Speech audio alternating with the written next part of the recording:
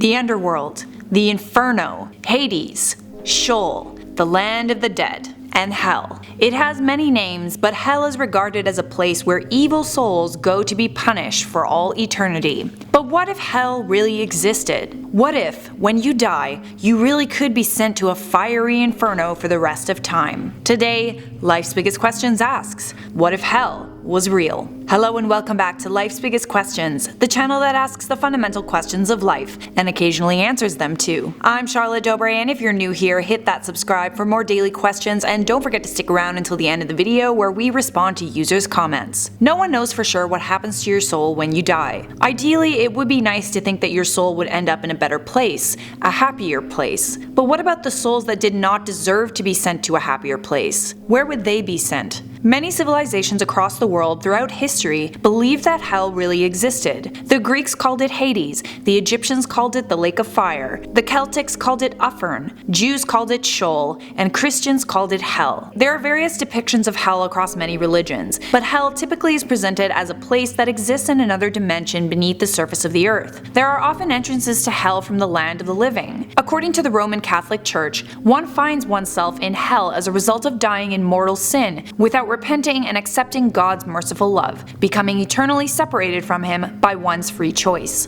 It's believed by most that our modern concept of hell was put forward by 14th century writer Dante Alighieri, whose epic poem Divine Comedy had a part called Inferno, which describes the circles of hell. Alighieri didn't get his idea of hell from the Bible. It's likely that he got it from various myths, Norse, Greek, and Germanic, whose spirituality were eventually replaced by Christianity. According to Christianity, punishment in hell corresponds to the sins that were committed during life. Damned souls suffer for each sin that was committed, so if you were especially naughty when you were alive, you would be punished, essentially tortured, the longest and the harshest. There is no escape from hell. And Alighieri described hell as a very awful place. No surprise there. He said, "Abandon all hope, ye who enter here. Hell is a place of eternal pain, where people are chased by wasps and hornets, and maggots and worms feed on the blood, pus, and tears of sinners."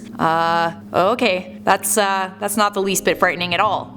And what I just told you was just the beginning. This was Alighieri's description of hell's vestibule, another word for a lobby. There are also other areas of hell, circles, where various sinners are sent. For example, people who committed suicide are turned into ugly trees, and they spend eternity being eaten by hungry birds. If hell was real and people knew it, you can bet your bottom dollar that we would see a lot less crime being committed in the world. If people feared repercussion for their misdeeds, they would feel less inclined to commit those misdeeds in the first place. Sure, while you're alive, you could get away with murder if you hide it well, but the idea of your soul spending an eternity in a fiery pit being poked with iron sticks and being chased by wasps, yeah, that would make people think a lot harder about the bad choices they make. I really hate wasps. But not everyone would be so inclined to be good if hell was real. If hell was real, we can reasonably assume that the devil is also real. The devil is the ultimate personification of evil, and he is present in many cultures and religious traditions. The devil has many faces and many names: Lucifer, Satan,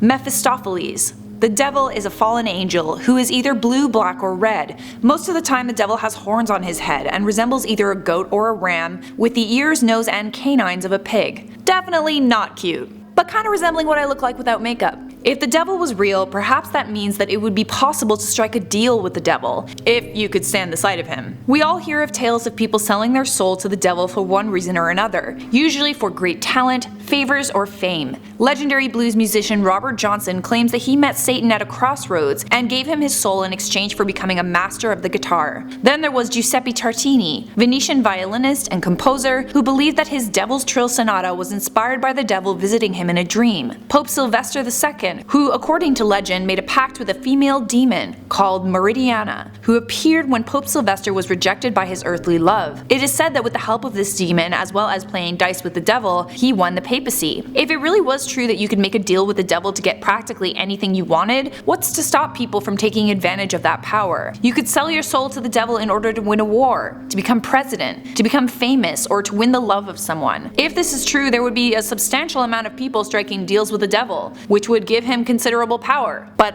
I mean, I really want to be famous, so that doesn't sound so bad, does it? I'm gonna wrap up this video on a lighter note by saying that if hell was real, then it also can be reasonably assumed that heaven is real. real, and so is God. The devil is, after all, a fallen angel. Where did the devil fall from if not from heaven?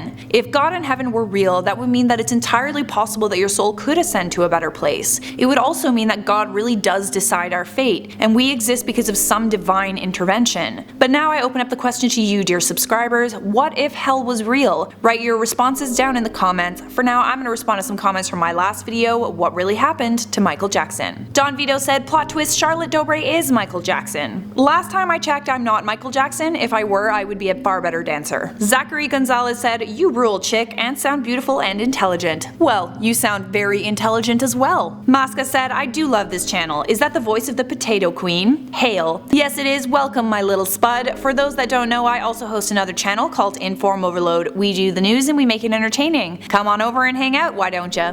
Jack Noga said, I have a question. What would the world be like if religion never happened? That's a pretty difficult question to answer because there's always been some form of religion or spirituality. Going back to the early caveman days, I would imagine that without religion, our society would be much far less along. Entire cultures wouldn't have adopted certain ideals or built certain structures in an effort to please the gods or God. But perhaps that's a topic idea for another Life's Biggest Questions. We have reached the end of the video. Thanks so much for sticking around. If you enjoyed this video, you will love the playlist that's currently flashing on your screen. And don't forget to leave a like, subscribe, and turn on notifications so I can see you in a future episode of Life's Biggest Questions.